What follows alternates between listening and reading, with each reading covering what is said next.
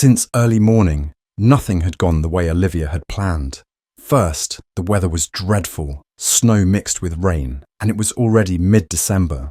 A heavy gloom covered everything, with occasional bursts of a bitter wind. By evening, a biting frost had settled in. Second, she was constantly grappling with a lack of money. The thought of how to make ends meet had become a constant companion. But most pressing of all, the landlady was kicking her and her son out of the apartment. Enough with the sob stories, Olivia. Pack your things and get out. You've lived here for free for a whole year without paying anything. I was generous, but even my patience has its limits. I need to move my friend's son in here. Where else am I going to put him? I'm a woman in my prime, but I'm not crazy enough to shack up with a young man like that. Martha lifted her chin, tucking a stray blonde lock behind her ear. I lived here for free and didn't pay for anything? Olivia thought incredulously. How could she even begin to process these blatant lies? Sure, she hadn't paid rent, but when she moved in, the place was in such bad shape it was hard to look at without crying. Aunt Martha, how can you do this? Where am I supposed to go with my child in this freezing weather? Maybe there's something we can figure out. I always paid the utility bills on time. I even fixed up the bedroom. I don't have any money right now. Please, just let me stay until the 5th. I'll fly to my father's place by then. No, look at you, so bold, snapped Martha. Kate told me not to let you move in, and she was right. Get out or I'll call the police and tell them you broke into my house and stole all my jewellery. What jewellery, Aunt Martha? You don't have any. Even your wedding ring is just costume jewellery. You told me yourself, Olivia sobbed, wiping her nose. Of course I don't have any, because you stole it, Martha hissed, so menacingly that Olivia felt a chill of fear. If she were alone, she would have left without a word, maybe headed to some train station to spend the night. But with little Alex, she couldn't do that. They wouldn't survive in this weather. Plus, her paycheck wasn't due until the 3rd, and her wallet was nearly empty. She'd spent the last bit on Christmas decorations to lift her spirits. Just thinking about her son made him stir and let out a tiny squeak, reminding her he was there. Olivia's heart ached painfully. Where could they possibly go? The landlady wanted them gone immediately. Please, at least think of Alex, she begged. He'll catch a cold outside and get sick. Go cry to whoever you had that kid with. Honestly, have you no shame? Pack your things and leave, or I'll throw you out myself and call the cops. You're a nobody here, a stray I took in. Now get out. Martha looked so cold and heartless that Olivia couldn't argue. She wiped away a tear, realizing there was no way out. They hadn't signed a contract or anything. Aunt Martha had always seemed like such a kind person. Olivia had trusted her, but clearly she'd been wrong. Hurriedly, she went into the room where her son was, dialed her friend Grace, a co-worker from the fast food place they both worked at. Grace, please, can Alex and I come to your place? Aunt Martha is throwing us out. She says she needs to move her friend's son in. I don't know what to do. Maybe tomorrow I'll try to call a shelter or something to see if they can take us in until the 5th. That witch! Grace paused for a second. The absolute nerve of her. Where does she think she's sending you in this weather? That old hag has lost her mind. You renovated the place and took care of it, cleaned up the mess left by that old drunk. Now she's probably trying to rent it out before New Year's to make some quick cash. I don't know, Grace. Can you help us? We just need a place to stay for the night and then I'll figure something out. Olivia, I would help if I could, but I told you, I'm away at my brother's for 3 days, remember? I didn't even leave the spare key with the neighbour this time. I'm only getting back tomorrow evening. Maybe I can transfer you some money for a hotel. Enough for a cab and a room for the night. And then you can come to my place tomorrow. Oh wait, no, that won't work either. Sam's coming back from his trip. He's left his wife, said he's moving in with me for good, so he'll have all his stuff. But we'll figure something out tomorrow.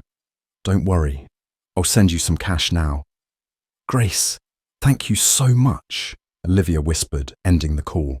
While packing up a few of Alex's things, she was crying uncontrollably, unable to believe how someone could be so cruel. She'd thought of Aunt Martha like family, and here she was, kicking them out into the freezing cold. Martha had even become Alex's godmother when he was born. The pain in her heart was unbearable, and the tears wouldn't stop streaming down her face. All the while, Martha hovered over them like a warden. Olivia managed to heat up some porridge and feed Alex. The little boy sat on the couch, oblivious to what was happening, not knowing what awaited them. Olivia felt like a failure of a mother, a terrible person. She couldn't protect her son, couldn't do anything for him. "Alex, we're going for a little walk now," she said, zipping up the bag with their essentials.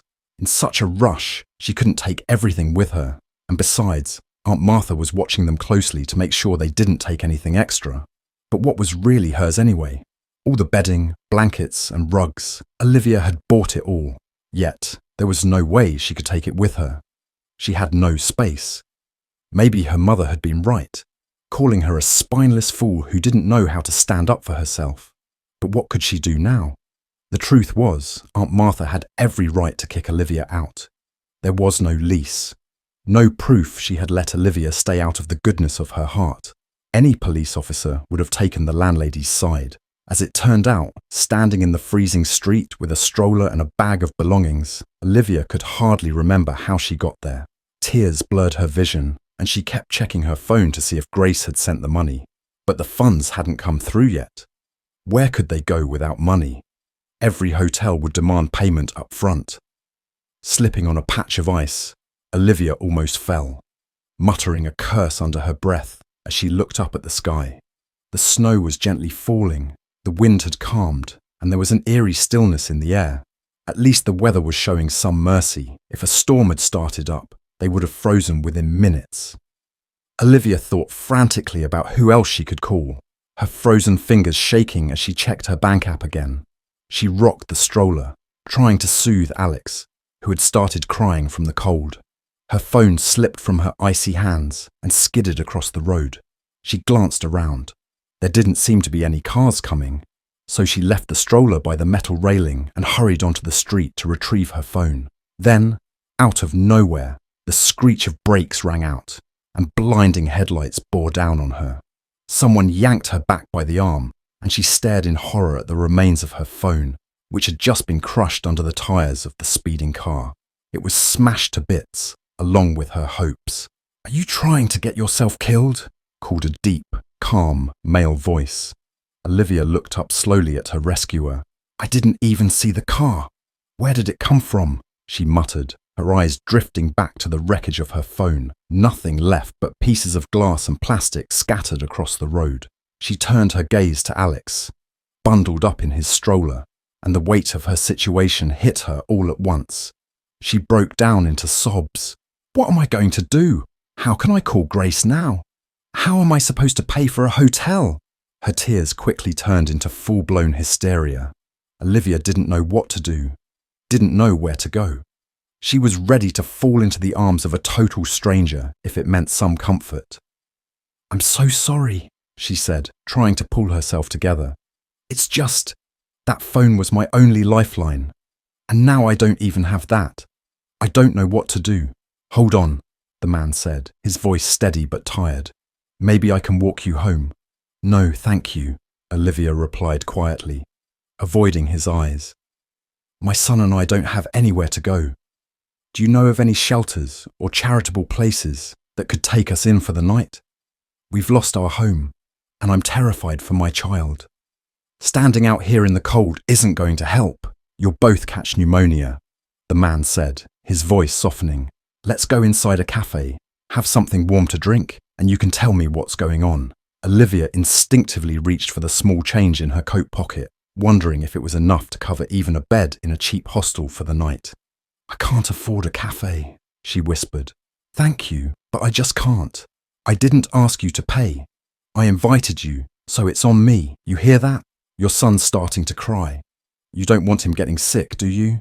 There was something about the way he spoke, the calm authority in his voice, that made Olivia give in. She nodded, realizing he was right. They needed to get warm. Even if they couldn't have a proper meal, at least they could sit inside, away from the freezing wind. The stranger helped her lift the stroller up the steps of the cafe, and soon they were inside. the warmth and soft lighting creating a cozy, inviting atmosphere. The twinkling lights of Christmas garlands reminded Olivia of her carefree childhood. Back when there were no worries, when her parents were still together and they had been a real family. It had all fallen apart so fast. She stifled a sob and glanced at Alex, who had dozed off in the warmth. She quickly unzipped his jacket to keep him from overheating. "What would you like to order?" the stranger asked, his voice a velvety baritone that startled her back to the present. "Thank you, but nothing for me," she replied. "You should go ahead and eat. We'll just sit here and warm up." "That won't do," he said firmly. "If you don't order, I'll choose something for you. How do you feel about hot cocoa with marshmallows?" Olivia looked up into his piercing blue eyes, which seemed to sparkle like winter snowflakes under the soft lights. There was a kindness in them, a warmth she hadn't expected. "Cocoa," she murmured. "Sure, I guess. I'll also get some apple cinnamon pastries. How about that? And for your little one, I don't know how old he is. Should I order him something too?" "Alex is 1.5 years," Olivia said quietly. "I've got some chicken puree in my bag for him." As she reached to unzip her bag, the zipper caught and refused to budge. Frustrated, she tugged at it until it broke. She let out a small cry of despair, biting her lip to keep from bursting into tears again. "I'm such a failure of a mother," she whispered, anger and self-loathing filling her chest. "Don't worry, I've got this," the stranger said, leaning down to her bag. With a quick motion, he managed to free the zipper. "There you go," he smiled. "Though it won't last much longer, you'll need a new bag soon." Olivia nodded, mumbling a thank you. The man called over a waitress and placed the order. Olivia also asked for a cup of hot water to warm up Alex's puree, and the waitress smiled brightly as she headed to the kitchen. "My name's Ethan," the man introduced himself with a nod. "Thank you," Olivia mumbled, lost in thought. She wasn't sure what to make of him or what he expected from her.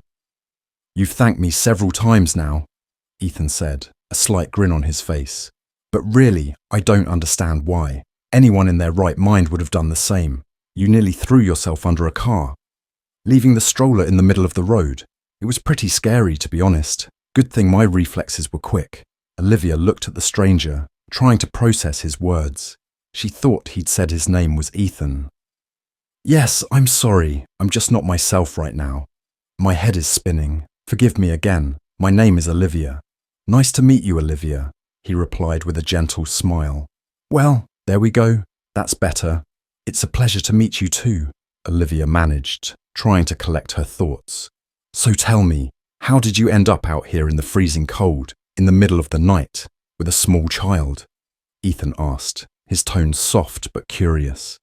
Olivia still couldn't gather herself completely. The words seemed to pass right over her.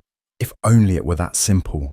"No, my husband didn't throw me out. In fact, I've never had a husband, and maybe that's for the best.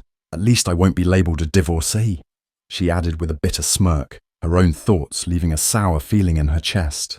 "When I got pregnant with Alex, I was interning at a big company, preparing for my degree defence.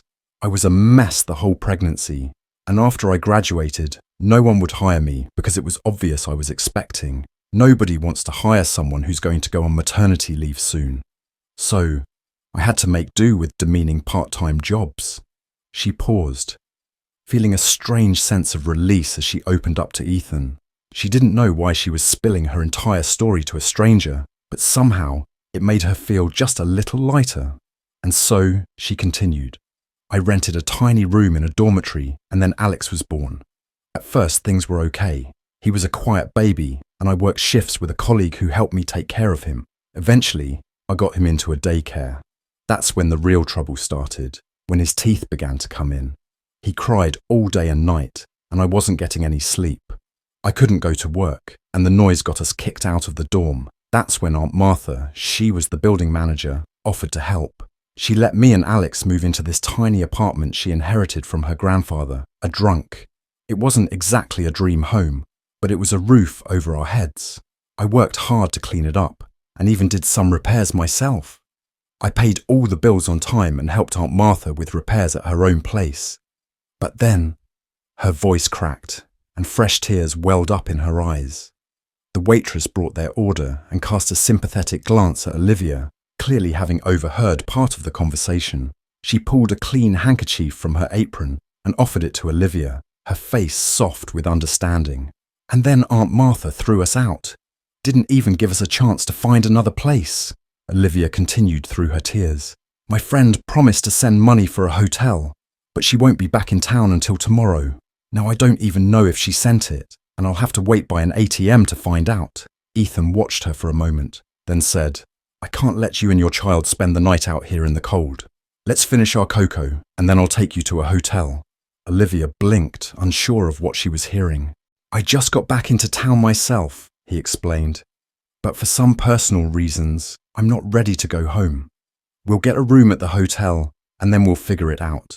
There's an old saying, things always look clearer in the morning. Olivia wiped her eyes with the handkerchief, feeling utterly drained. I can't ask that of you, she whispered, shaking her head. You've already done too much. Ethan leaned back in his chair, his expression calm but firm. You didn't ask. I offered. You're in no state to be standing out there in the cold with your son, so let's take things one step at a time. We'll get you somewhere warm, and we'll go from there. She wanted to protest, to insist she didn't need his help, but the truth was, she did. She was exhausted, emotionally drained, and out of options. Alex needed somewhere safe and warm, and she couldn't bear the thought of dragging him back into the freezing night. She glanced at him, still peacefully asleep in his stroller, and sighed. Olivia wrapped her hands around the cup of cocoa, her gaze lingering on the face of her newfound acquaintance. Should she accept help from a stranger? She had done it once before and regretted it ever since. As she looked at the soft features of Ethan's face, something about him seemed oddly familiar, though she couldn't quite place when or where she had seen him before. After considering his offer for a moment, Olivia realized she didn't really have any other options. Where could she go with her young son? If he was willing to pay for a hotel room, she could simply repay him later. There was no shame in that. She decided to agree. Ethan proved his intentions were pure by renting 2 separate rooms, not insisting on his company, and Olivia was grateful for that. Once she was settled into her room, she fed her son some banana and apple puree and noticed the complimentary fruit left on the table as a gesture from the hotel. It made her nervous to think about how much the room must cost, but she resolved to discuss it with Ethan and make sure to pay him back every last penny when she flew to her father and found a job. Good night, Olivia. Get some rest, and we'll figure out what to do tomorrow, Ethan said from the door. Thank you, Ethan. Good night, Olivia replied, her voice filled with gratitude. Left alone with her son, Olivia finally allowed herself to relax a little. Alex fell asleep quickly, not fussing or demanding anything from her, which was a huge relief. After taking a warm shower and slipping into the plush white hotel robe, Olivia lay down in the soft, cradle-like bed. Yet sleep wouldn't come. Her mind kept swirling with thoughts. What now? She could go to Grace's place in the evening, but her friend had said that her boyfriend had moved in, and Olivia didn't want to intrude on her personal life because of her own problems. Changing her tickets to her father's place wasn't an option either, since she'd booked the earliest flight available, and she wasn't sure she'd be able to get along with his new wife, who had resisted accepting her and Alex for so long. Then Olivia's thoughts drifted back to Ethan. Why did he seem familiar? She was sure they hadn't met before, but maybe she'd seen his photo on social media. She managed to fall asleep just before dawn, only to be woken up by a knock at the door. Alex was still sound asleep, snuggled up in the armchair by the bed, making little contented noises. Getting up, Olivia hurried to open the door. Ethan stood there, already dressed in a red sweater with snowflakes and warm jeans, holding 2 paper cups of coffee and something else in a dark blue bag. He smiled warmly at her. Good morning. Did you manage to get any rest? He asked. Good morning. I'm sorry about my appearance, Olivia apologized, rubbing her eyes. I got a little sleep, and I feel better, thanks to you. I can leave if your boy is still asleep. I'll come back later, Ethan offered. Oh no, please, come in, Olivia said, stepping aside. If Alex wants to sleep, not even a cannon could wake him. She smiled as she moved back, casting a quick glance at her reflection in the mirror by the door. She cringed at her appearance. Her hair was still a mess, damp and tangled, sticking out like she'd been electrocuted. Dark circles hung under her eyes, and she was still wearing the hotel robe. But then again, there was no need to impress Ethan. It wasn't like she needed to win him over with her appearance. Ethan sat down at the table by the window where the fruit basket still stood, and Olivia cautiously stepped toward him. He immediately held out one of the coffee cups to her. "Do you drink coffee, or are you still breastfeeding?" he asked. Olivia blushed, shaking her head. "No, I stopped breastfeeding Alex when he was 8 months old." She tried to sound calm, though her voice wavered slightly as she averted her eyes. She felt flustered for no reason. She barely knew this man, and yet she was acting like a schoolgirl. She needed to calm down before Ethan got the wrong idea. "And this," Ethan said with a soft smile, "is a small gift for you." He handed her the blue bag, his eyes kind but watchful. "What is this?" Olivia asked, her voice full of surprise. When she pulled out the box, she gasped, her eyes filling with tears. Inside was a new phone. "Oh, you didn't have to. You've already done so much for us, Ethan. I'm scared that the cost of this kindness will be too high," she said, her voice trembling with emotion. "But thank you. I'll make sure to repay you." Ethan smiled, his eyes softening. "I didn't do it to ask for anything in return. I got you a new SIM card, but if you want, you can also recover your old number. I just didn't want you to feel stranded without a phone." Tears welled up in Olivia's eyes again, and she wiped them away, smiling gratefully. She hadn't thought there were still selfless people like him in the world. "You're giving me too much credit, Olivia," Ethan chuckled.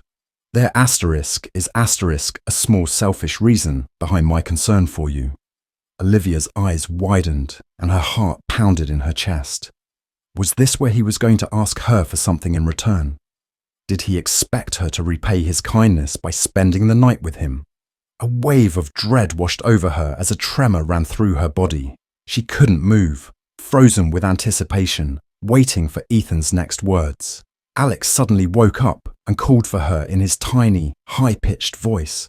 Olivia jumped up like she had been burned and rushed over to her son, her mind still racing with the fear of what Ethan might ask of her. Holding her son with trembling hands, she tried to calm her inner fears, but it was useless. It felt like any moment now she'd hear the verdict. Just moments ago, she had thought that kindness and selfless relationships still existed.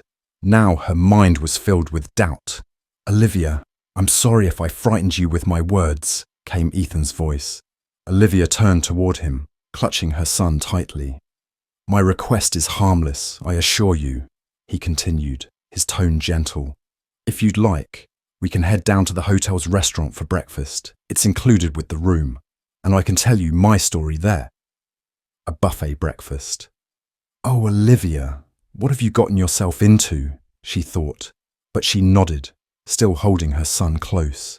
"Why don't I play with the little guy while you get dressed and freshen up?" Ethan offered. Whatever look she gave him must have been intense, because he immediately raised his hands in surrender. "Or I could just come back in half an hour. Would that give you enough time to get ready?" Olivia nodded again, and Ethan smiled at Alex before leaving the room.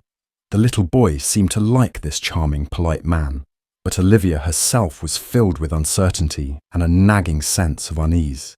She could easily run away, yet that would be horribly rude, considering how much Ethan had helped them. He'd brought them to the hotel, bought her a phone.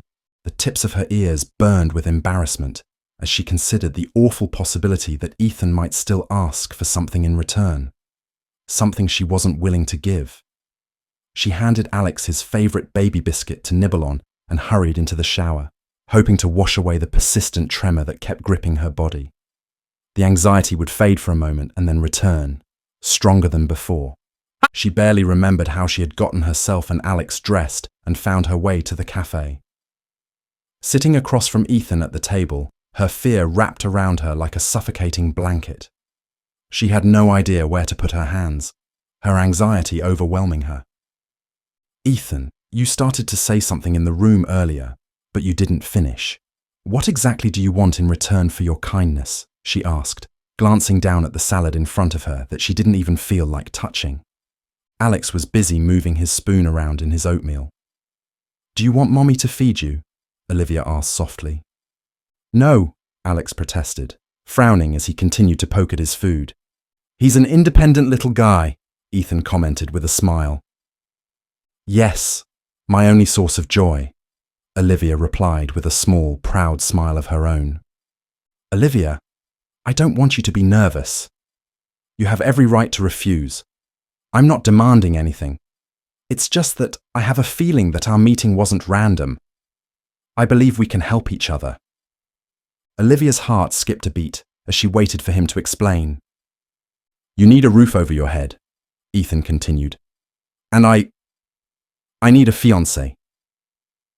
Olivia's eyes widened and she stared at him, utterly confused by what he was suggesting. A fiancé? What do you mean? She asked, her voice shaky. There won't be any intimacy or anything like that. Maybe just a couple of kisses on the cheek in front of my parents, if you're comfortable with that, he clarified. Olivia exhaled in relief, but her confusion only deepened. What exactly was he asking?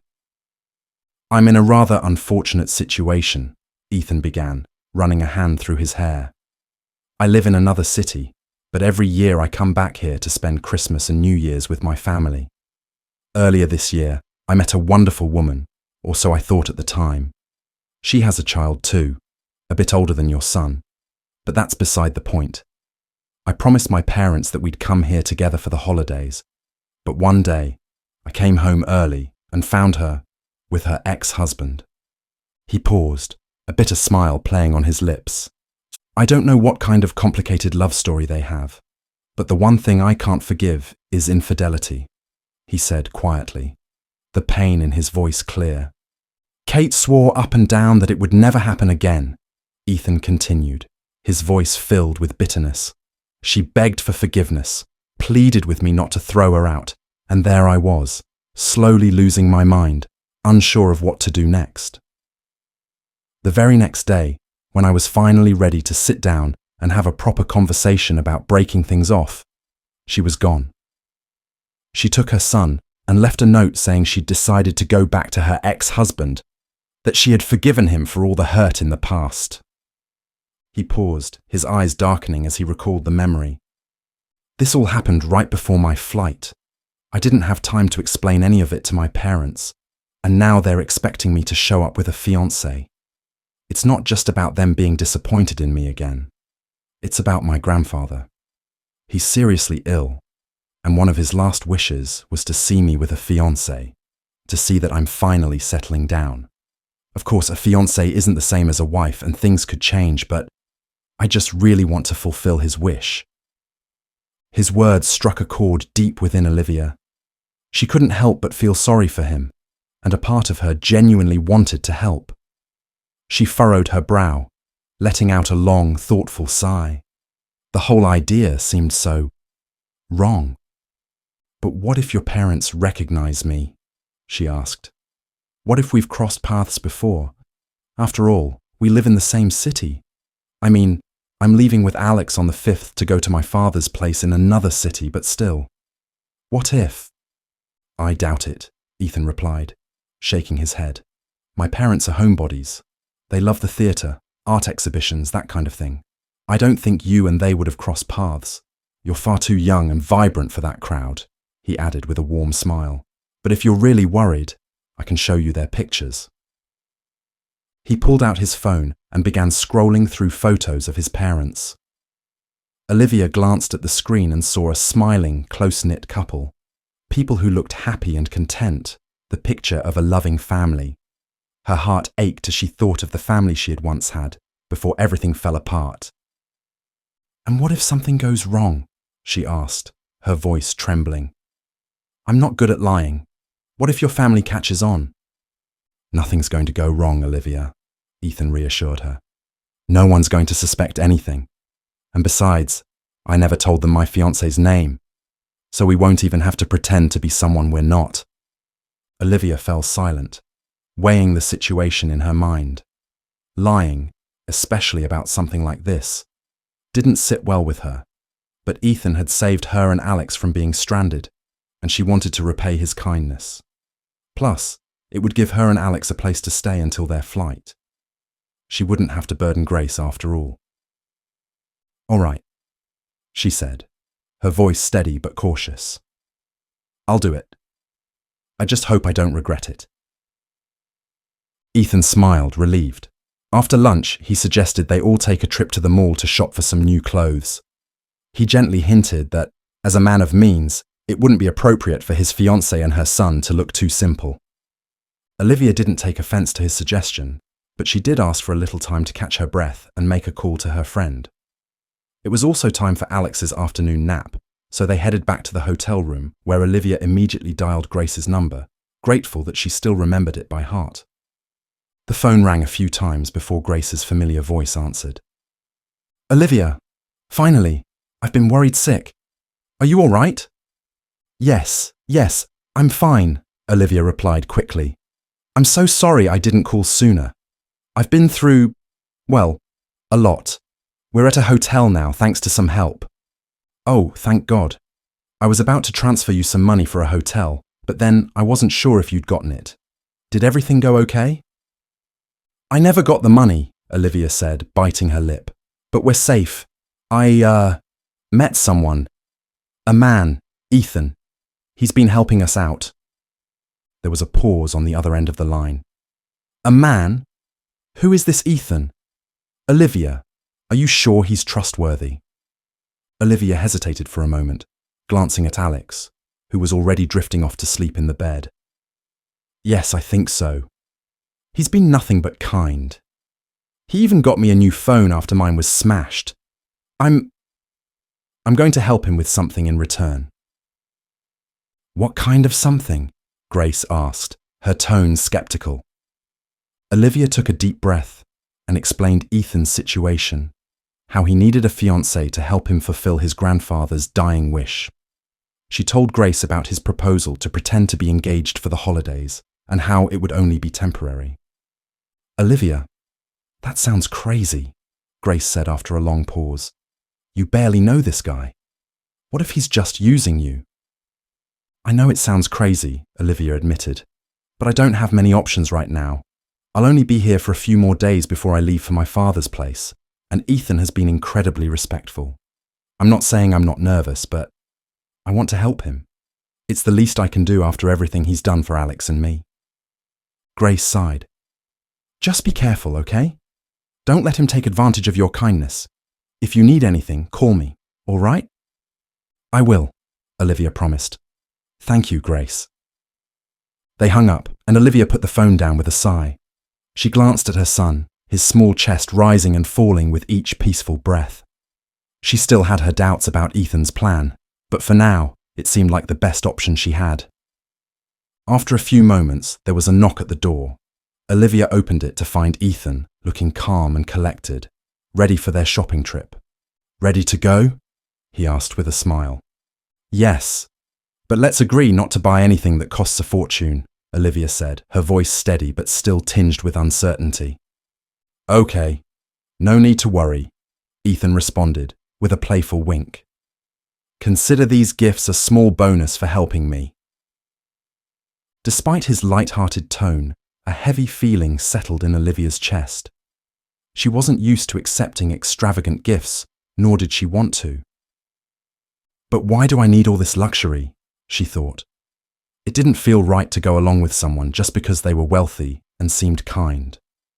A new stroller for Alex, expensive clothes for him, and a wardrobe of new outfits for her.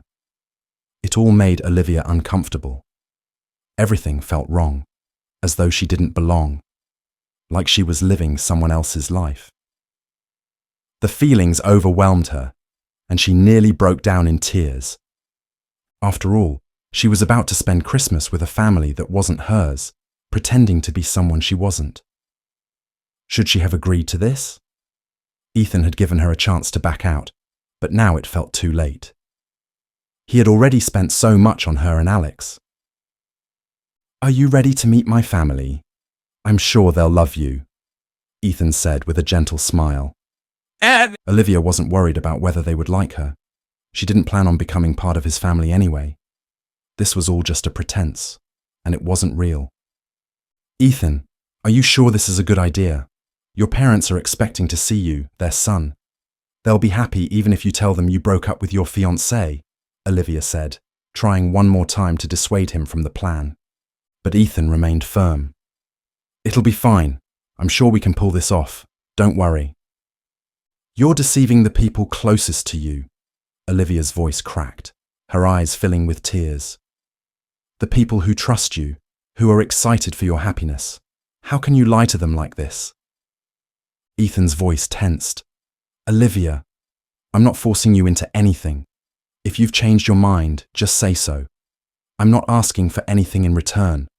All these things, consider them Christmas gifts for you and Alex. Olivia realized she had pushed too far. Ethan had made up his mind, and she had agreed to help him. It wasn't her place to change his decision now. It's fine. Let's go. The taxi is waiting, she said, motioning toward the street outside. They left the hotel and soon arrived at Ethan's parents' home. Ethan! A blonde woman, middle-aged but still vibrant, rushed forward and wrapped him in a tight hug. Olivia instantly knew this was his mother. A dark-haired man stood back, watching with a warm smile, his hair streaked with silver. Mum, you're suffocating me. Ethan laughed, coughing for dramatic effect. You'll be fine. Look at you now, all grown up. I remember when you were just a little boy, she said, her voice filled with emotion. Mum, why don't you meet my fiancé and our son? Ethan said, and Olivia's cheeks flushed with embarrassment. Our son. No man had ever called Alex their son before. Even though Olivia knew it was just an act, hearing Ethan say it sent a strange sensation through her. She stood frozen, watching Ethan's back as he spoke. When he turned toward her, her legs felt weak. This is Olivia, my fiancé, and Alex. Olivia, these are my parents, Mom and Dad. Hello, Olivia stammered, her cheeks burning as she spoke. Oh my goodness, what a delight! Ethan's mother, Margaret, cried out, rushing to hug Olivia. It's so wonderful to meet you, dear, she said warmly, while Ethan's father, William, greeted her with a calm smile. Hello, Olivia, William said in his deep voice. You're absolutely stunning. I had a picture in my head of what Ethan's fiancée might look like, but I never imagined she'd be such a princess. So delicate, so lovely, and so young, Margaret gushed, pulling back to take a better look at Olivia. Then Margaret peeked into the stroller, where Alex was fast asleep. And what a handsome little boy. Are you sure he's not Ethan's? He looks just like him. William, come look. Doesn't he look like Ethan when he was little? Olivia stiffened at the question, her eyes darting toward Ethan. They exchanged a quick, nervous glance. Mum, of course he's not my biological son, Ethan said, his voice steady. When Olivia and I met, she already had Alex, but he's part of our family now. Margaret looked back at Alex, her eyes soft with nostalgia. It's like stepping back in time when my boys were small, she murmured, clearly touched by the resemblance. Olivia let out a shaky breath, her heart pounding. The weight of the deception pressed down on her, but for now, she had no choice but to continue playing her part through Christmas. Got it, but the resemblance is just remarkable. Margaret couldn't stop marveling. All right, enough about that. Come everyone, let's have some tea. The introductions seemed to have gone relatively well, but it was only the beginning. Olivia's anxiety only deepened as she noticed the slight confusion in William's eyes, as if he suspected something. Shame washed over her. She was deceiving these wonderful people, going along with Ethan's plan. As they entered the kitchen, Olivia inhaled the warm, inviting aroma of freshly baked apple pie with cinnamon and cocoa with marshmallows. Margaret clearly knew her son's preferences well, but Olivia was caught off guard, not because of the delicious smell, but because it reminded her of someone who had once swept her off her feet and then disappeared from her life. Tears welled up in her eyes, unbidden. "Olivia, tell us about yourself. We don't know much about you yet," Margaret asked, her voice full of genuine interest. Ethan wheeled in Alex's stroller, making sure to wipe the wheels so they wouldn't dirty the parquet. Olivia smiled at him gratefully.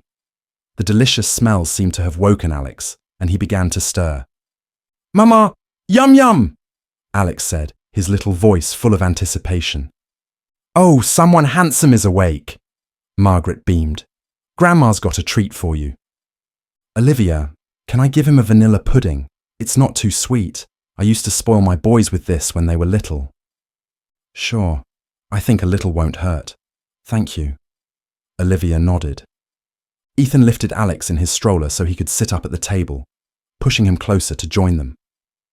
Alex, though usually shy around new people, was curiously watching Margaret and William, and Olivia felt a small sense of relief at how well he was adjusting. Margaret set the pudding in a juice box with a straw in front of Alex, and the boy happily grabbed the drink with his tiny hands. She then poured cocoa for everyone and carefully cut slices of the pie. "Olivia, if you don't mind me asking, what happened with Alex's father?"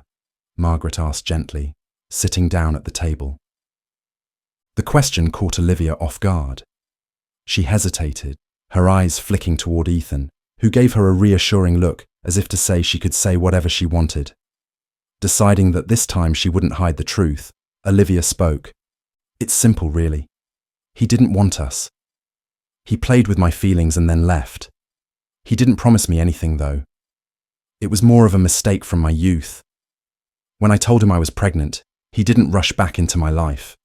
And that's that," Olivia said with a small shrug. Margaret's face softened with empathy. "What a sad story. But I believe everything happens for a reason." Olivia nodded. "If he hadn't disappeared from our lives, I wouldn't have met Ethan," she added, trying to end on a positive note. "Meeting Ethan has been nothing short of a miracle.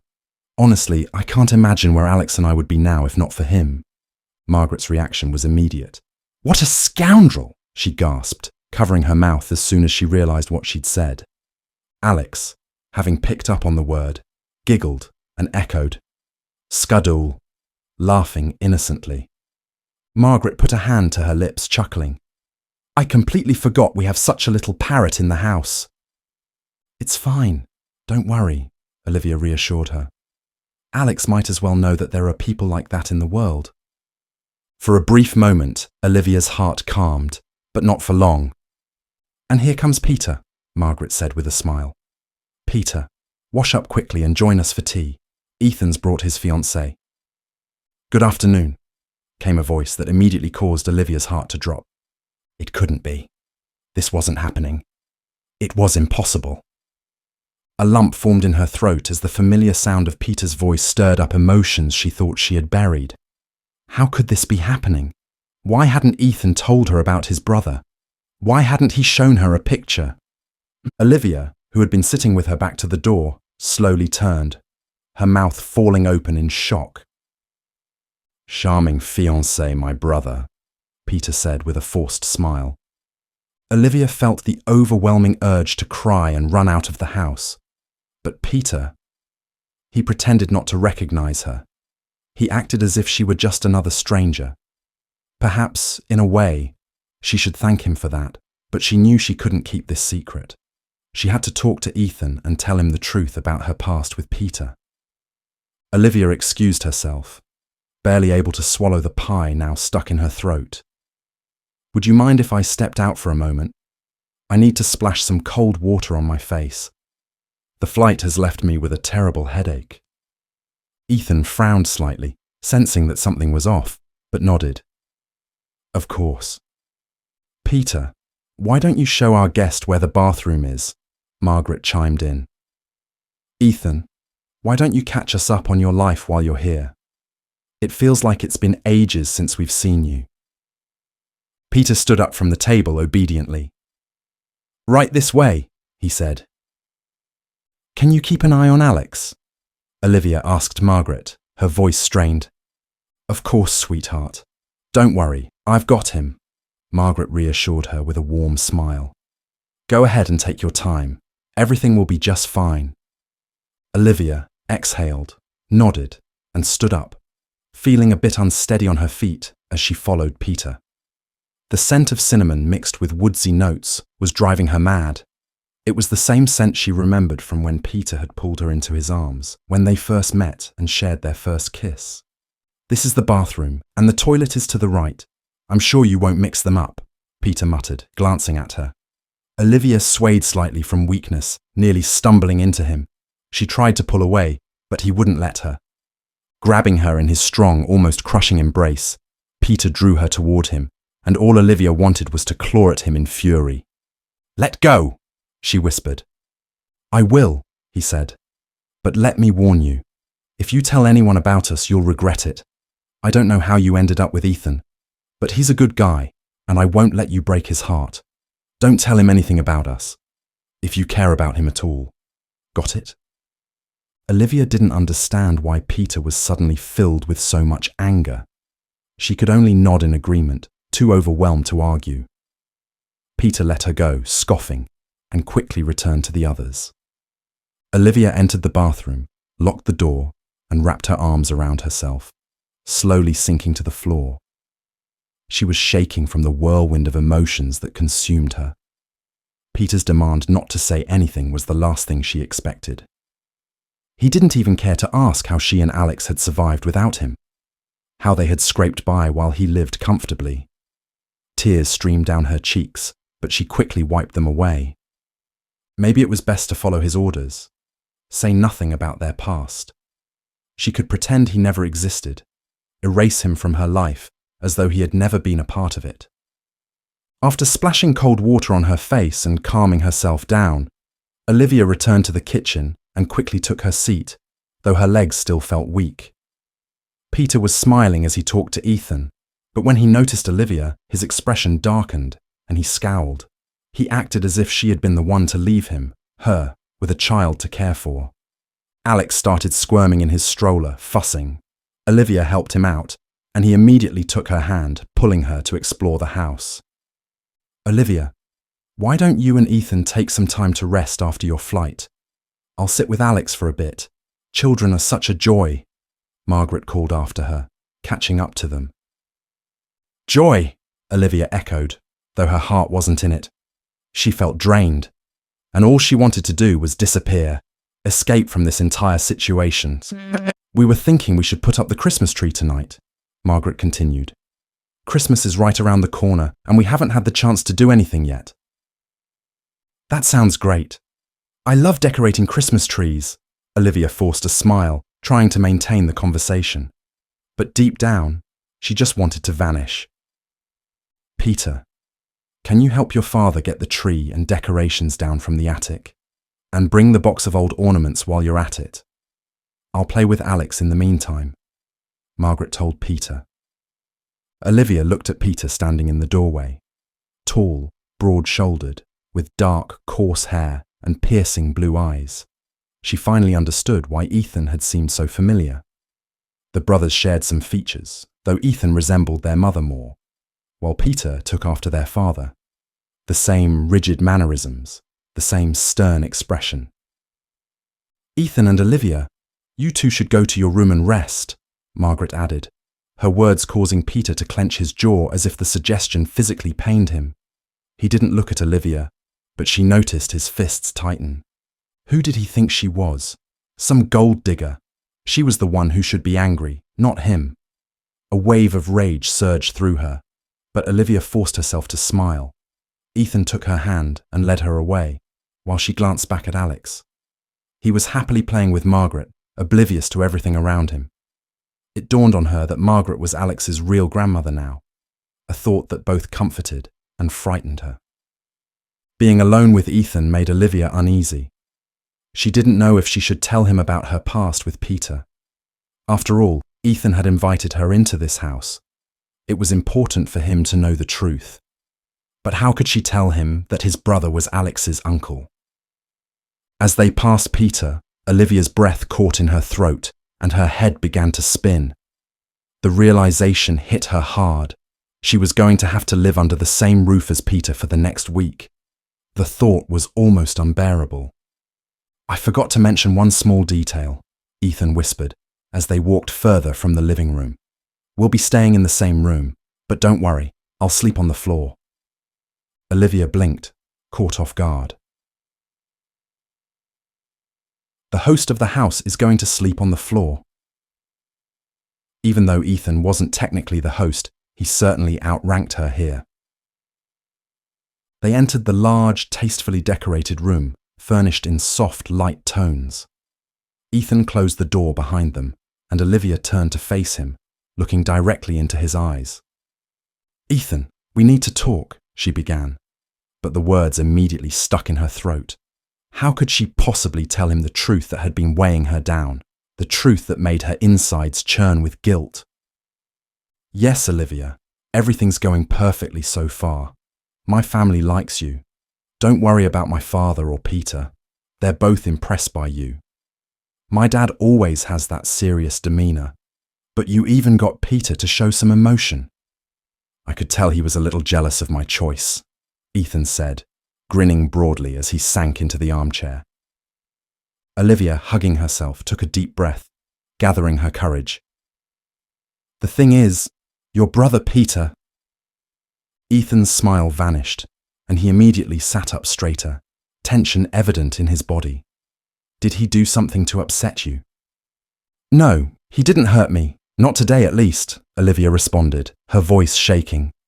"The truth is, Peter is Alex's father." The words slipped out spontaneously, and the moment she said them, she didn't feel any relief. Instead, it felt as though a tight band had wrapped itself around her insides, squeezing them painfully. "Wait, what did you just say?" Ethan's face paled, disbelief washing over him. "Peter is Alex's father." Olivia felt just as shocked as Ethan, but she couldn't hide the truth from him, not from the man who had taken them in, helped them when they had nowhere else to go. She couldn't lie to him. "Yes. When I was interning at a large company, I met this IT guy. I realize now that he probably wasn't just a simple IT guy, but that's not the point. Peter was my first love, my first everything, and he's Alex's father. But after a while, he disappeared, like he was scared or maybe just after one thing. I tried looking for him, but I was just an intern, and no one told me anything. His colleagues said he was on a business trip, and my internship was ending. I wrote him a letter, asking them to give it to him. I told him I was pregnant, but he never responded. I called, I wrote, but nothing. And now here we are, meeting again. And he doesn't even know that we're just pretending to be engaged. He told me not to break your heart," Olivia added, her voice trembling. "I don't know what to do anymore. Maybe I should pack up Alex and leave." Ethan exhaled loudly, burying his face in his hands as he rocked back and forth in the chair, trying to process everything. I don't understand how this could happen," he muttered. "What are the chances that I would end up saving my own nephew's mother? My brother's a jerk, that's for sure. I don't know how I can convince you to stay, though." He looked up at Olivia, his eyes filled with something deeper than confusion, something like a plea. Olivia's heart sank for him. She didn't want to humiliate him in front of his family. "I wasn't planning on running away," she said, her voice trembling. "I just thought you should know the truth. But we'll make Peter believe that what we have is real, and we'll make him regret leaving me and Alex behind. The last thing I want is for you to feel sorry for me. And honestly, it doesn't matter if Peter is Alex's father or someone else. Alex is my son. He's mine, my responsibility." Ethan shook his head gently. "You're not completely right about that, but okay, let's talk about this after Christmas." Olivia's anxiety flared at the thought. "I'm just worried that something might go wrong. Does Peter have a habit of getting drunk and saying too much?" Ethan sighed, his face serious. "Peter doesn't drink much, but I get why you're worried. He could say something if he's upset or if the tension gets to him." Olivia bit her lip, her worry deepening. I just don't want this all to fall apart in front of your family.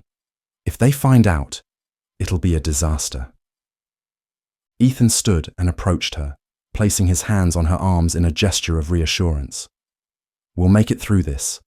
If Peter does anything, we'll handle it. Just trust me. Olivia hoped that now everything would be all right. It had to be. She had been honest with Ethan and told him the truth he deserved to know.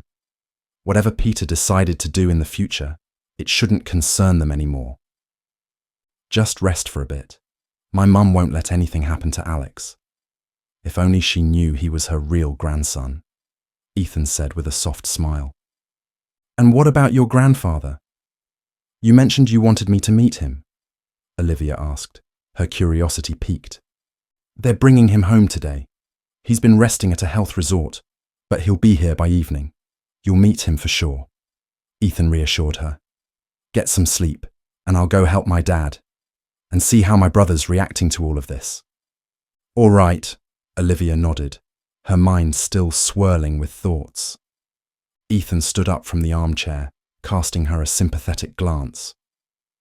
I'm sorry for dragging you into all of this, but now, I'm actually glad you're here.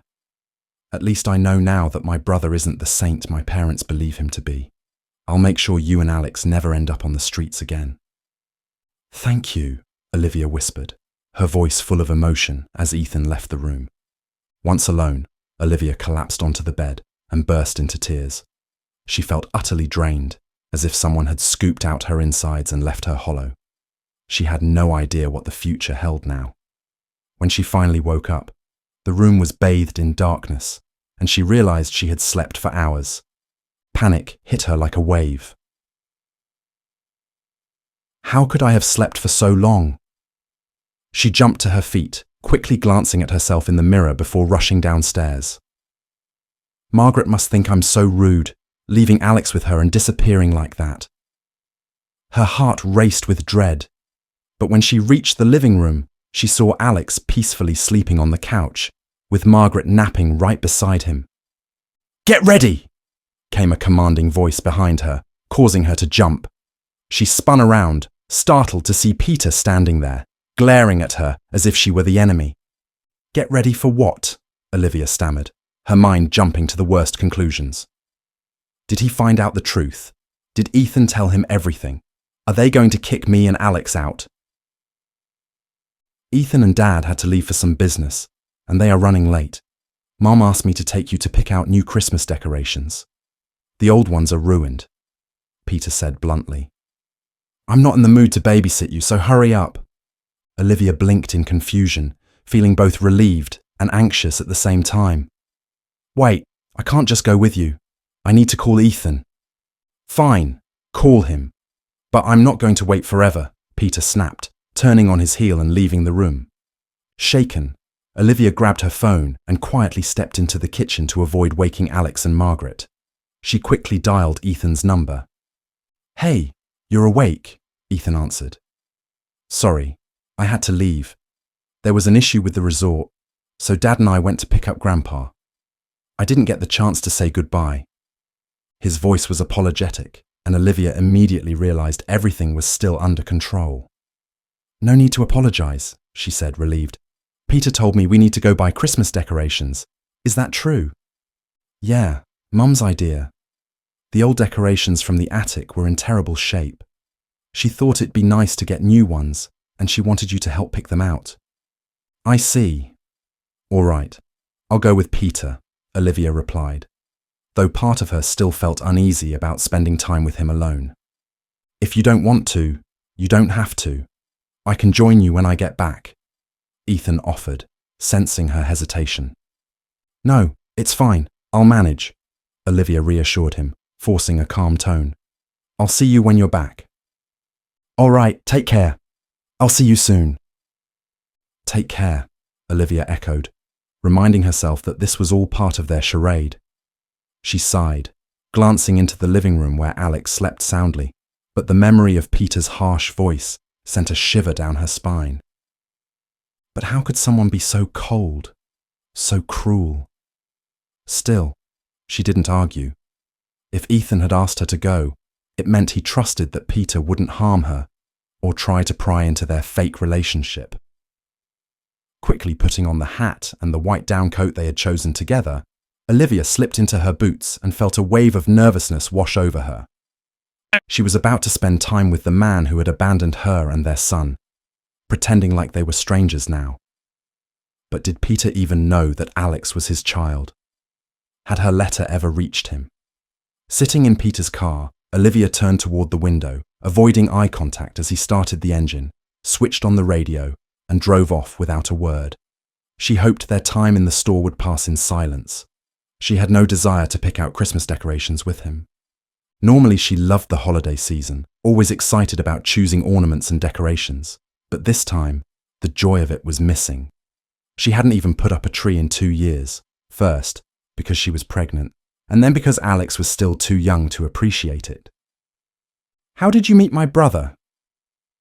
Peter's sudden question broke the silence, and Olivia jumped slightly, turning to look at him. "I found his name in Forbes, looking for a rich, successful bachelor," she quipped sarcastically. But as soon as the words left her mouth, she bit her lip.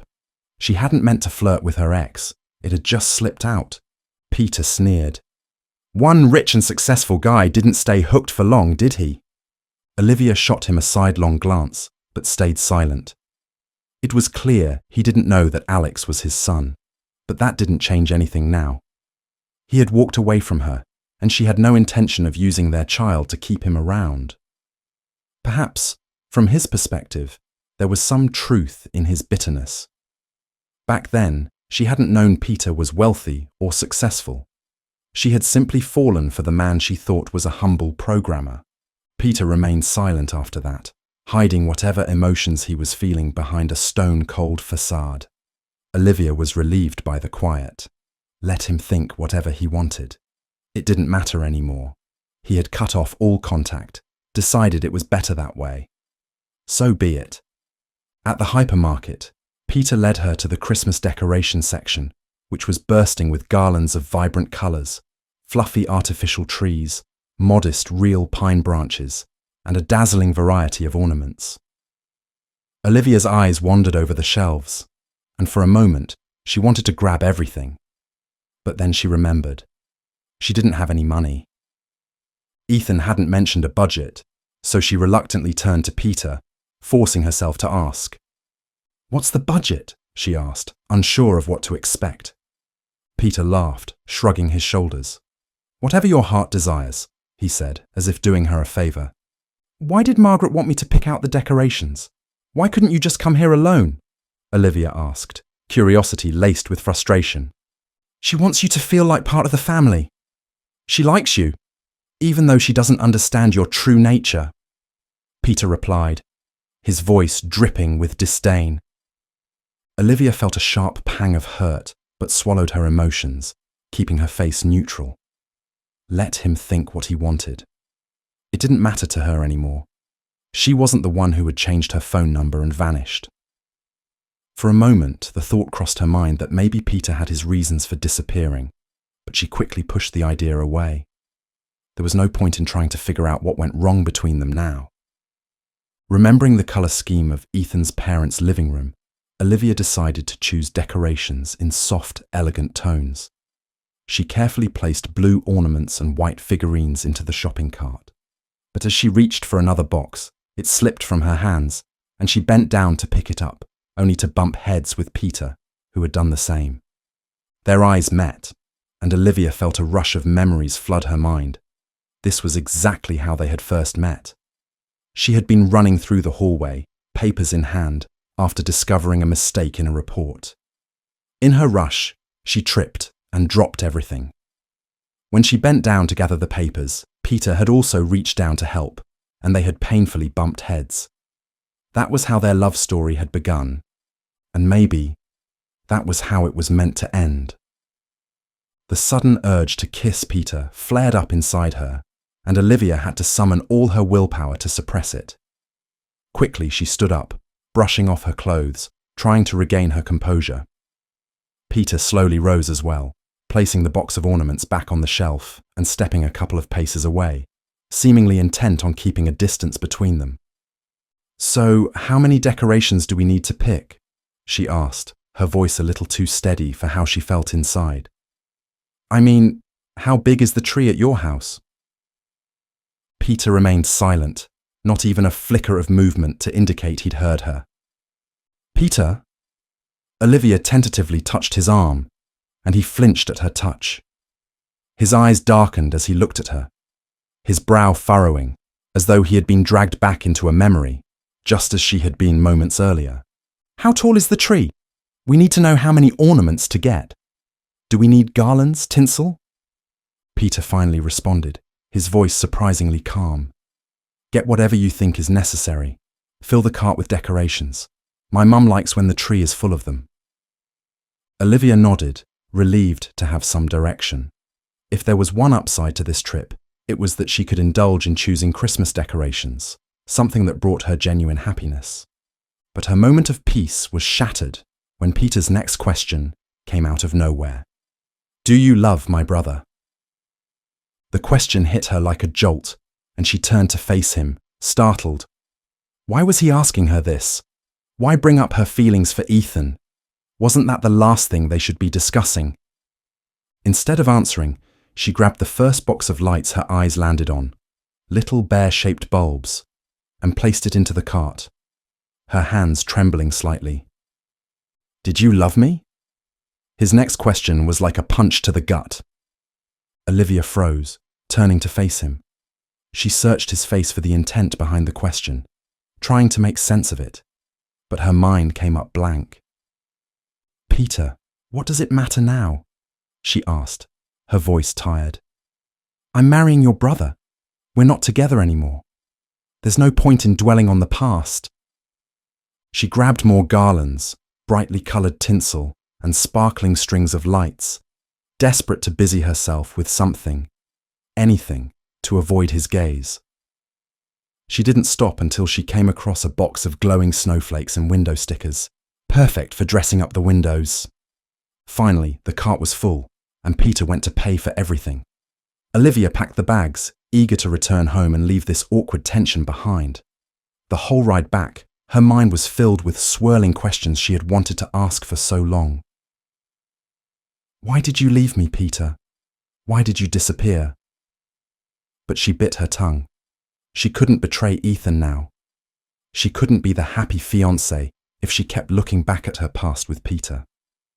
As they pulled into the driveway of the grand estate, Olivia was in such a rush to escape the car and see her son that she barely paid attention to her own footing. Her heeled boots slipped on the icy path, and she braced herself for the inevitable hard fall. But instead of hitting the ground, she found herself caught in Peter's arms. His strong grip steadied her, his breath hitching as he held her close. Olivia looked up, and for a moment, Peter gazed down at her with a tenderness that made her heart skip a beat. His face was so close, the familiar scent of apples and cinnamon overwhelming her senses. She instinctively parted her lips, and for a fleeting second, it seemed like they might kiss. But then the automatic gates began to open, breaking the spell. Peter pulled back abruptly, muttering a curse under his breath. He helped Olivia to her feet and shot her a look filled with bitterness. "Stay away from me," he growled. Olivia nodded, understanding that distance between them was the only solution. She hurried inside the house, her heart racing, knowing she wouldn't be able to face Ethan or his family just yet. She couldn't handle meeting Ethan's grandfather, not when her emotions were still reeling from her near-intimate moment with Peter. "Alex, who's that coming in?" Margaret cooed, holding the boy in her arms as he pointed to Olivia and giggled. "Mama!" Alex cried out with a happy squeal. "How's he been? Was he any trouble?" Olivia asked, her voice still shaky as she tried to calm her racing pulse. Being near Peter had unsettled her in ways she hadn't anticipated. "Trouble? No, not this angel," Margaret said with a warm smile. "He's such a sweet, calm boy. You don't know how happy it's made me. Finally, I have a grandson." Tears sparkled in Margaret's eyes as she spoke, and Olivia's heart clenched. She wanted so badly to tell her the truth, that Alex was truly her grandson, but she forced herself to stay silent, knowing it would only betray Ethan and ruin everything. Olivia smiled faintly, pushing the feelings down. She had to keep up the act, no matter how hard it was. Alex clearly didn't want to leave Olivia's side just yet. He had new and fascinating toys to show his grandmother, perhaps sensing their shared bond on a subconscious level. As the door opened, Olivia quickly moved to meet Ethan, knowing that's what a loving fiancé would do. She hurried past Peter and stopped in the hallway, freezing when she saw Ethan helping his grandfather, a kind smile lighting up the old man's face. "What a princess!" the elderly man exclaimed, his voice warm. "Ethan, let go of me. You're holding me like I'm some invalid. I'm still spry, you know." He laughed. "I'm Frederick," he introduced himself with a bright smile. "Hello, I'm Olivia," she responded softly. "Come here, Olivia. Let me give you a hug. I'm so happy to have such a beautiful young woman in our house," Frederick said as he opened his arms.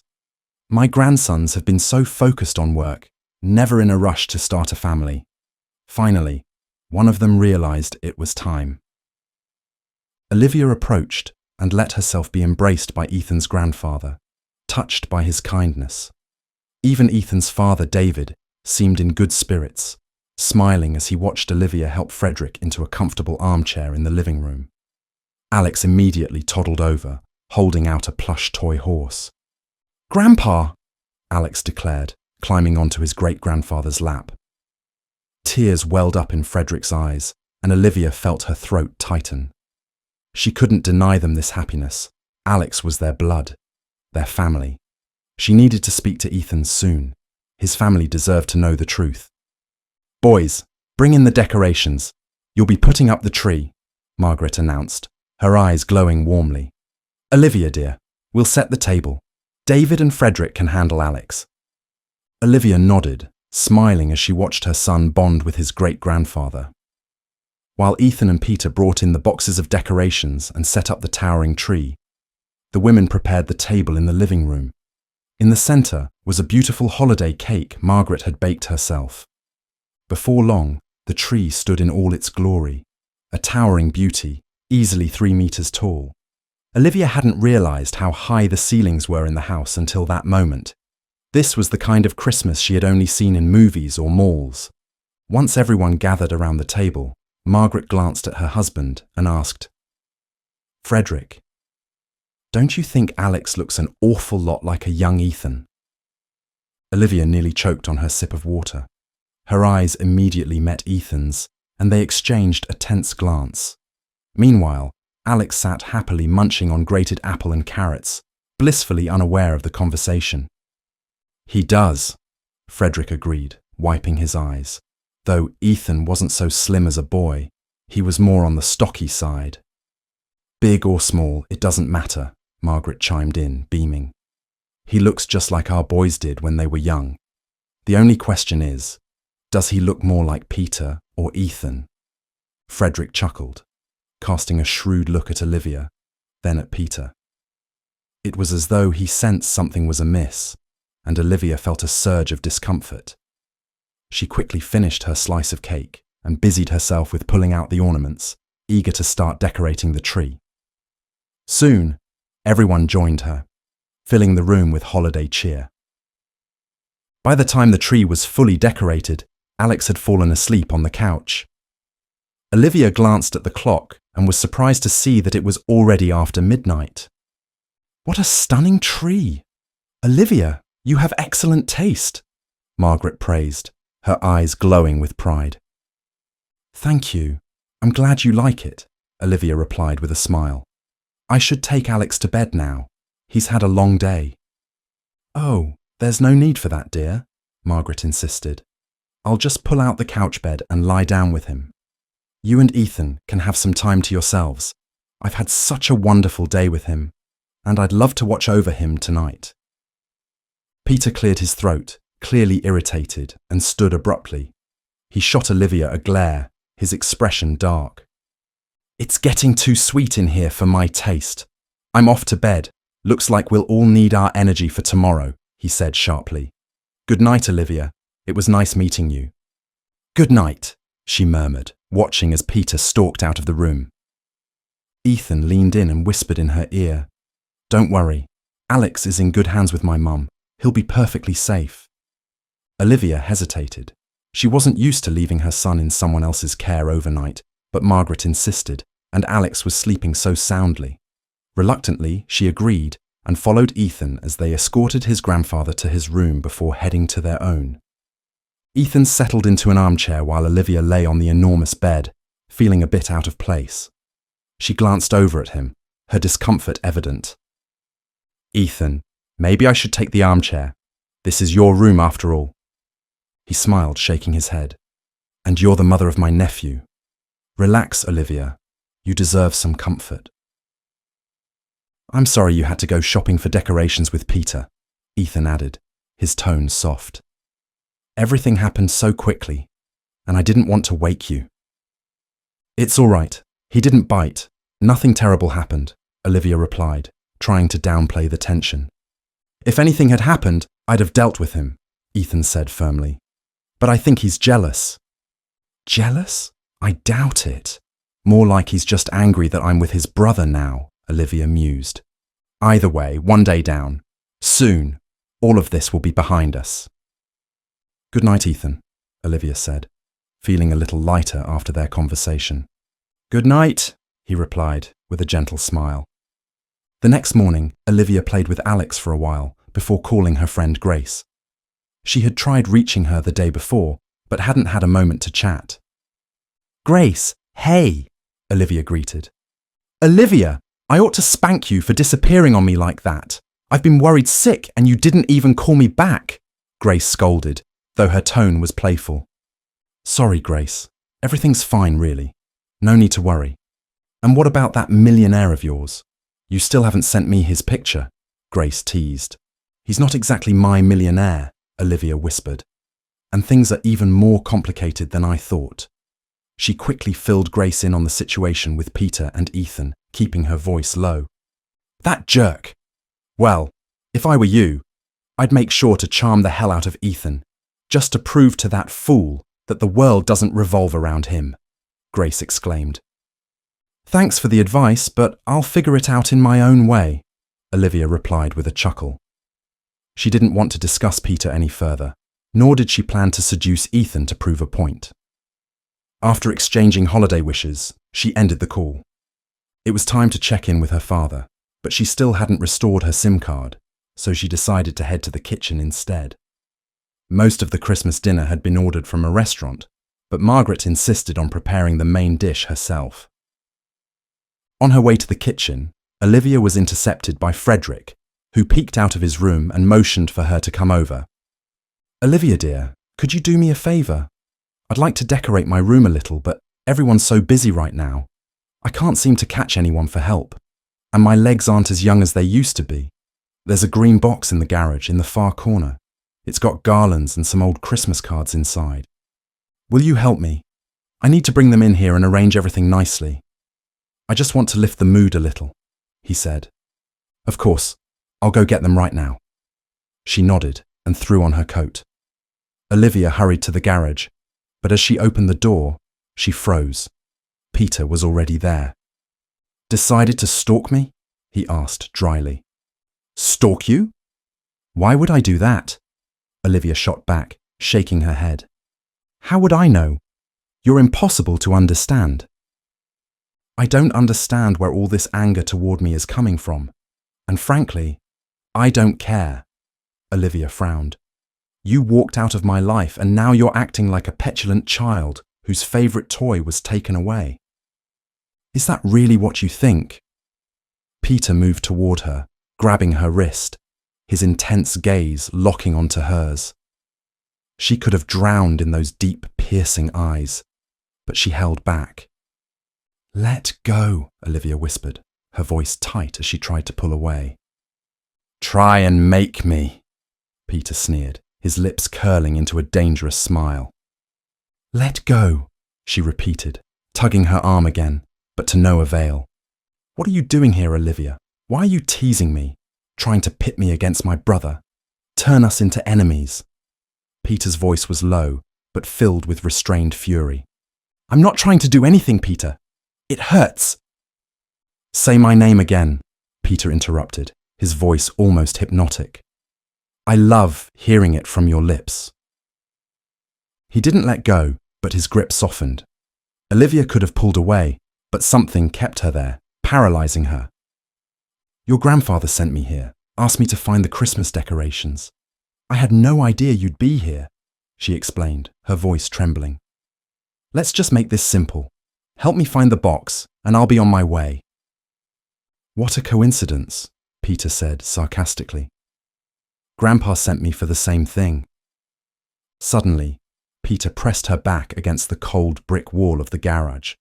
Olivia struggled again to free herself, but it was no use. Did Grandfather suspect something and decide to force us together? Peter whispered, his voice soft but chilling. Peter, let me go, Olivia pleaded one more time, her voice strained. I won't. In fact, I'm about to do something I'll regret. But I'll regret it even more if I don't, Peter murmured, his lips hovering just above hers. And then, before she could react, he kissed her, deeply, passionately. Olivia's head spun, and a dizzying wave of heat washed over her as she instinctively wrapped her arms around his neck, responding to the kiss as though it was the last breath of air on earth. All the anger and resentment between them seemed to melt away in that moment. I'll take you from my brother, do you hear me? I'll take you back, Peter whispered against her cheek, his breath warm on her skin. You should have thought of that sooner, Peter. It's too late now, Olivia said bitterly, pulling back slightly. You walked out on us. You left Alex and me. Peter froze. What did you just say? Alex and me. Don't tell me. Is he my son? You didn't know, Olivia asked, unable to meet his eyes. Didn't you get my letter? What letter? The only message I got from you was that you'd found a wealthy man and wanted me to leave you alone. When I was in the hospital, I wrote to you, asking you to come see me. And now you're telling me that Alex is my son. How am I supposed to make sense of any of this? Peter gripped her shoulders tightly, his eyes filling with something like tears. Olivia realized in that moment that it had all been some terrible misunderstanding, a cruel twist of fate that had driven them apart. Someone had manipulated them, made them believe they were no longer needed in each other's lives. Who could have done this? Who could have taken my phone and sent you that message? Olivia whispered, her mind racing. Victoria, they both said at the same time. That girl from Peter's company had always pursued him, Olivia remembered. Victoria constantly told her that Peter was stringing her along. She must have known the truth about him and done everything she could to drive them apart. She came to see me at the hospital, and afterward, she kept trying to seduce me, Peter said through gritted teeth. I guess she must have taken my phone when I left it on my desk and texted you, Olivia replied. Olivia, Peter's voice softened. Tell me, what's going on between you and Ethan? Do you love him? Is it serious? Have you stopped loving me? There's nothing between me and Ethan, Olivia admitted, her voice barely above a whisper. He saved us that freezing night and asked for a favor. He couldn't come home without a fiancée. It would be wrong to tell everyone the truth now. Peter, I don't know what we should do, but we can't let Ethan down. Your parents believe we're engaged. Everyone does, except my grandfather. Peter sighed, pulling her close again. Olivia, can you forgive me for giving up, for walking away when things got tough? I never stopped loving you, the Olivia who swept me off my feet that first day. I never stopped loving you either, Olivia confessed. We have a son together, but how do we handle this situation with Ethan? You know it won't be easy to explain everything to your parents. We'll figure it out, I promise. Everything will be okay, Peter assured her, his voice soft. I almost lost my mind thinking you were with him. He held her tightly, peppering her tear-stained cheeks with kisses. The garage door rattled suddenly and they both spun around. But no one was there. "Must have been the wind," Peter said with a grin. They stood there for a while longer, holding each other before finally deciding to go back inside, trying not to raise suspicion. With all the final preparations for Christmas dinner and decorating the house, Olivia didn't have a moment to speak with Ethan. Alex was happily playing with his grandparents, and even the serious expression of David softened as he spent time with his grandson, although neither he nor Margaret knew the full truth, that Alex was their biological grandson. By 8 in the evening, Olivia rushed upstairs to change into her dress for Christmas Eve dinner and to put on some light makeup. She wanted to look beautiful for the man who had never stopped loving her. When she came back down, Peter glanced at her with open admiration, but quickly averted his gaze, not wanting to draw too much attention, as everyone still thought she was Ethan's fiancée. By 9 o'clock, everyone was seated around the table for Christmas dinner and ready to exchange gifts. Margaret stood up and approached Olivia with a warm smile. "Olivia, you're such a lovely girl. Over these past few days, I've really come to adore you. I want to give you a special family heirloom," she said, holding out a small velvet box. Inside was a beautiful antique ring. "This ring has been passed down through our family for generations. Now it's time for me to give it to you." Olivia blushed deeply, feeling the weight of the lie she was living. She felt horribly guilty. Glancing at Ethan, she saw him smiling and nodding, silently encouraging her to accept the gift. She took the ring and slipped it onto her finger. "Thank you so much," Olivia whispered, blinking back tears before kissing Margaret on the cheek. "I have a few gifts for everyone as well," Ethan said, standing up. "But they're not material. There are presents under the tree, of course, but I want to give something even more meaningful tonight." At that moment, Olivia caught a knowing look from Ethan's grandfather, Frederick. He winked at her, and she held her breath, wondering what Ethan was about to reveal. "I believe that tonight, next to Olivia, should be the father of her son," Ethan said. Margaret gasped, covering her mouth, and David wrapped an arm around her shoulders, staring at Ethan with confusion and concern. Ethan smiled and gently placed his hand on Olivia's shoulder. "Peter," he called out. His brother immediately stood up and walked over to them. "You see, fate works in mysterious ways. It brought me and Olivia together, but not in the way any of you thought. I tried to deceive you all, but the truth turned out to be so much more meaningful. You don't know this, but I broke off my engagement with Kate just before I flew home. Then, I met this wonderful woman and her son during a snowstorm. Olivia needed a place to stay, and I needed a fiancé to bring home for Christmas. I didn't want to be the son who let his family down again, so I asked Olivia to pretend to be my fiancé." Ethan paused, glancing at Olivia before continuing. "Once she arrived here, she reunited with Peter, and that's when I learned the truth. They were separated by lies in the past, but I can see that they still love each other. You can all see it too. It's written all over their faces. Mum, Dad, Grandpa, Peter, Olivia. I'm sorry for deceiving you all, but it was for the best." Ethan took a breath, then delivered the final surprise. "Alex, he's your real grandson. You noticed how much he resembles us. That's because he's Peter's son, not mine. Peter is Olivia's true love, and the father of her child." Ethan stepped back, and Peter immediately embraced Olivia in his strong arms. Alex, captivated by the moment, pointed at Peter and smiled, saying, "Da da." As the clock struck 10 and the evening continued, David and Ethan opened a bottle of champagne, and Peter kissed Olivia tenderly. She kissed him back, and as they toasted with the others, Olivia silently wished for Ethan to find his own happiness in the coming year. Grandfather Frederick winked at her again, as if he had known the truth all along. While it was clear that Margaret and David would need time to fully accept what had happened, they looked at Alex with love, calling him their grandson with genuine warmth. "Grandpa," Ethan said, patting Frederick on the shoulder. You knew everything, didn't you? That's why you sent all of us to the garage earlier, even though you'd already brought the box of decorations this morning, he added. Olivia realized then that it hadn't been the wind closing the garage door. It had been Ethan, who had seen her and Peter together and had figured everything out. What can I say? My role in all of this was small. Frederick shrugged with a smile. But it's easy to see when two people are truly in love. I felt it. Peter told me about a love he lost, and when I saw the way he and Olivia looked at each other, I knew what was going on.